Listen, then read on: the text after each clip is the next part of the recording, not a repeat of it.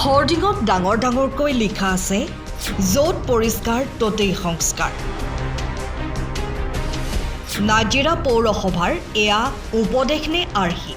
এই প্ৰশ্ন নাজিৰাবাসী ৰাইজৰ। আগফালে বৰচুৰীয়াৰ ফেৰ, পাছফালে ঢকুৱাৰ বেৰ। নাজিৰা নগৰলৈ সোমাই আহিলে এই বাক্যশাৰী মনত পৰে, কাৰণ নাজিৰা নগৰলৈ দীঘৌ দলংখন পাৰ হৈ আহিলে দেখিবলৈ পাব নাজিৰা পৌৰসভাৰ দ্বাৰা প্ৰচাৰিত স্বচ্ছতাৰ ওপৰত এখন ডাঙৰ হোৰ্ডিং, য'ত লিখা আছে য'তেই পৰিষ্কাৰ ততেই সংস্কাৰ। এই হোৰ্ডিংখনৰ পাছলৈ চালে নাজিৰা নগৰৰ জাবৰ জোঁথৰ পেলোৱা একমাত্ৰ স্থান, যি স্থানৰ বাবে নাজিৰা নগৰলৈ প্ৰৱেশ কৰিয়ে দুৰ্গন্ধত নাকত হাত থৈ প্ৰৱেশ কৰিবলগীয়া অৱস্থাৰ সৃষ্টি কৰিছে নাজিৰা পৌৰসভাই। নাজিৰা নগৰৰ এই স্থানৰ কাষত আছে এখন জুনিয়ৰ কলেজ, এটা থেৰাপি চেণ্টাৰ, হোটেল আদি কৰি বহুখিনি ব্যৱসায়িক প্ৰতিষ্ঠান। আজি পৌৰসভাৰ কৃপাত যি দুৰ্গন্ধময় এক পৰিৱেশৰ সৃষ্টি হৈছে, তাক লৈ আজি এই স্থানত থকা স্থানীয় ব্যক্তিৰ লগতে থেৰাপি চেণ্টাৰৰ কৰ্তৃপক্ষই সংবাদ মাধ্যমৰ আগত কয় যে এই দুৰ্গন্ধময় পৰিৱেশৰ বাবে স্বাস্থ্য ঠিক কৰিবলৈ অহা ৰোগীৰ লগতে থেৰাপি চেণ্টাৰটোৰ কৰ্মচাৰীসকলৰ স্বাস্থ্য বহুত অৱনতিহে ঘটিছে। এই সন্দৰ্ভতো ক'বলগীয়া বহুতখিনি আছে, কাৰণ মানে আমি ইয়াতে যিহেতু কৰোঁ আৰু বিশেষকৈ আমি আপোনালোকে হয়তো বহুতে চিনি পায় ভিগেন ইণ্ডিয়া যিটো নাজিৰা থেৰাপি চেণ্টাৰ হয়, তাতে আমি কৰি আছোঁ। আৰু বিশেষকৈ আমাৰ একেবাৰে কাষতে এই জাবৰখিনি পেলাই থকা হৈছে, আজি বহু দিনৰ পৰা আচলতে পেলাই থকা হৈছে। আৰু বিশেষকৈ আমি ৰাতিপুৱা 8:30 বজাৰ পৰা গধূলি 6 বজালৈকে ইয়াত থাকোঁ, গোটেই দিনটোৱে আমি ইয়াত থকা হয়। আৰু ইয়াৰ মানে যিমানখিনি দুৰ্গন্ধ বা ইয়াৰ পৰা ওলোৱা যিমানখিনি পলিউশ্যন, গোটেইখিনি আমি আচলতে দিনটোত ভুগিবলগীয়া হয়, যাৰ কাৰণে আমি ৰাতিপুৱা মানে খাব নোৱাৰোঁ বা আমাৰ যিখিনি আমি টিফিন আনো সেয়াও খাব নোৱাৰোঁ। গোটেই দুৰ্গন্ধত আমি খুব বেছি আচলতে কষ্ট ভুগিবলগীয়া হয়। তাৰ লগতে আমাৰ এইটো এটা থেৰাপি চেণ্টাৰ হয়, য'ত মানুহে স্বাস্থ্যটো ভাল কৰিবৰ কাৰণে আহে। তেনেকুৱা এটা চেণ্টাৰত আচলতে কি হয়, স্বাস্থ্যটো ভাল কৰিবলৈ আহোঁতে তেওঁলোকে আৰু বেছি সমস্যাত ভুগিবলগীয়া হয়, যাৰ কাৰণে ব্যক্তিসকল আহিব নোৱাৰা অৱস্থাত হয় আৰু তেওঁলোকেও আচলতে যথেষ্ট দুৰ্গন্ধৰ কাৰণে থাকিব নোৱাৰে ইয়াত। আমিতো বাৰু যেনে তেনে হ'লেও কষ্ট কৰি থাকি যাওঁ, কিন্তু তেওঁলোকে থাকিব নোৱাৰে। আৰু আমি খালে মেলিলেও মানে কি হয়, বমি হৈ যায়। তাৰ লগতে যথেষ্ট আচলতে কষ্ট ভুগিবলগীয়া হয়, আমাৰ দেহৰো যথেষ্টখিনি সমস্যা হ'বলৈ ধৰিছে তাৰ কাৰণে।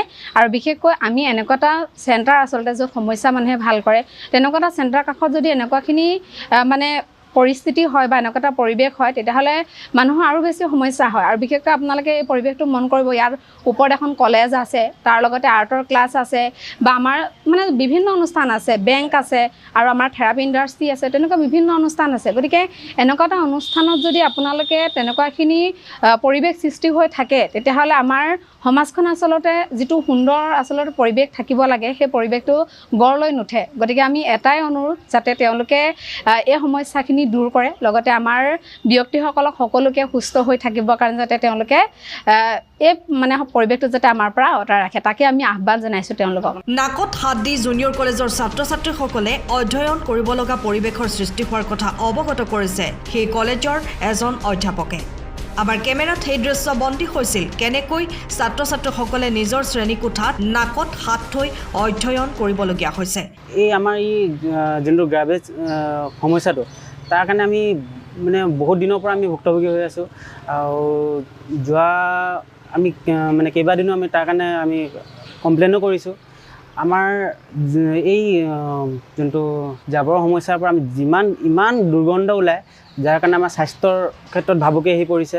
আমি এতিয়া আপোনালোকে চাব পাৰে যে আমাৰ সেই ল'ৰা ছোৱালীকেইটাই ক্লাছ কৰি আছে, তেওঁলোকে সেই নাকত মুখত হাত দি পিনি ক্লাছ কৰিব লগা হৈছে। মানে সেই এটা পৰিস্থিতিৰ সন্মুখীন হ'ব লগা হৈছে। আৰু তাৰ কাৰণে আমি মানে চৰকাৰ কৰ্তৃপক্ষকো আমি বহুতবাৰ মানে ইয়াৰ বিষয়ে জ্ঞাত কৰাইছোঁ। তেওঁলোকে কোনো এনে বিশেষ পদক্ষেপ লোৱা আমি পৰিলক্ষিত হোৱা নাই আমাৰ।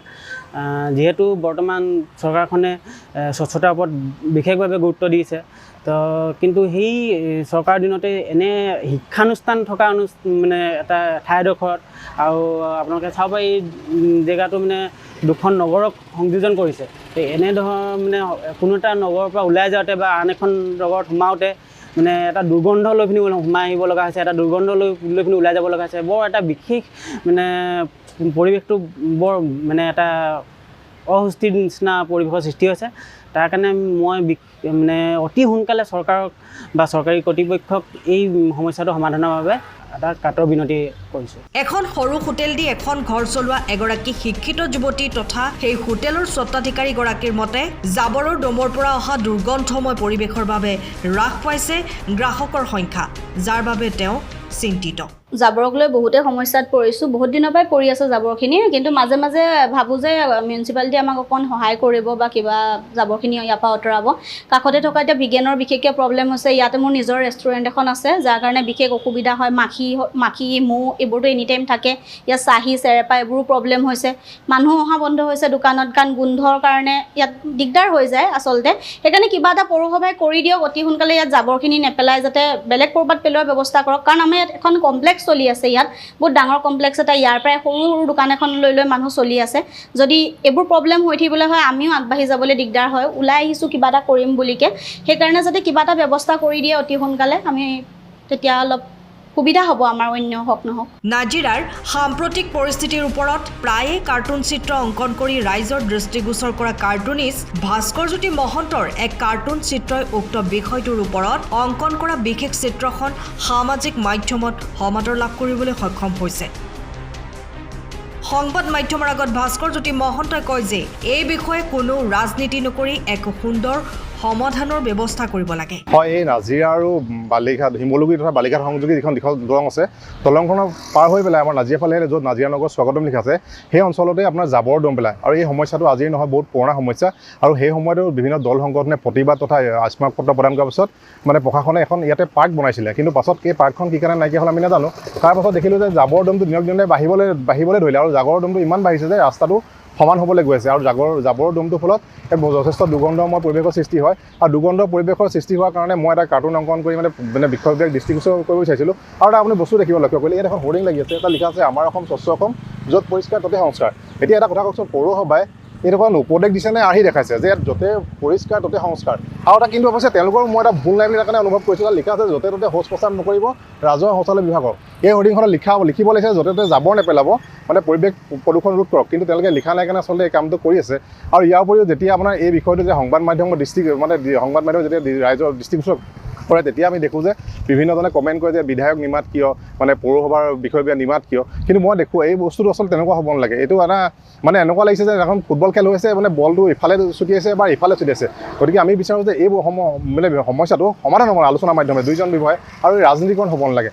আৰু ইয়াৰ ওচৰতে আপুনি দেখিব এখন মানে জুনিয়ৰ কলেজ আছে, ভিগেন ইণ্ডিয়া আছে, বিভিন্ন ব্যৱসায়িক প্ৰতিষ্ঠান আছে, ইয়াৰ ওচৰে পাজৰে বহুতো মানে ৰাইজ থাকে, আৰু মানে আমাৰ জনস্বাস্থ্যৰ প্ৰতি যথেষ্ট ভাবুকি আহিছে। গতিকে মই মানে আপোনালোকৰ সংবাদ মাধ্যমৰ জৰিয়তে এটা মানে বিভাগীয় কৰ্তৃপক্ষক অনুৰোধ জনাব বিচাৰিছোঁ যে এই সমস্যাটো সমাধান কৰক। কাৰণ স্বচ্ছতাৰ ওপৰত চৰকাৰে বহুত গুৰুত্ব দিছে। আমি মানে কি ঝাৰু লৈ পেলাই ফটো মাৰিলেই নহ'ব স্বচ্ছতা, কিন্তু আমি এনেকুৱাবিলাক চাফ চিকুণ কৰিও মানে পৰিৱেশটো মানে প্ৰদূষণ ৰোধ কৰিব লাগিব। আৰু মই কাৰ্টুন মানে সেইটো কাৰণে অংকন কৰিছোঁ যাতে এইবোৰ দৃষ্টিগোচৰ হওক, আৰু তেওঁলোকে মানে সমস্যাটো মানে স্থায়ী সমাধানৰ ক্ষেত্ৰত গুৰুত্ব প্ৰদান কৰক। বহু বছৰ আগতেই সেই স্থানৰ প্ৰশাসনে দল সংগঠন তথা ৰাইজৰ দাবীত এখন পাৰ্কৰ নিৰ্মাণ কৰিছিল জাবৰ পেলোৱা বন্ধ কৰি।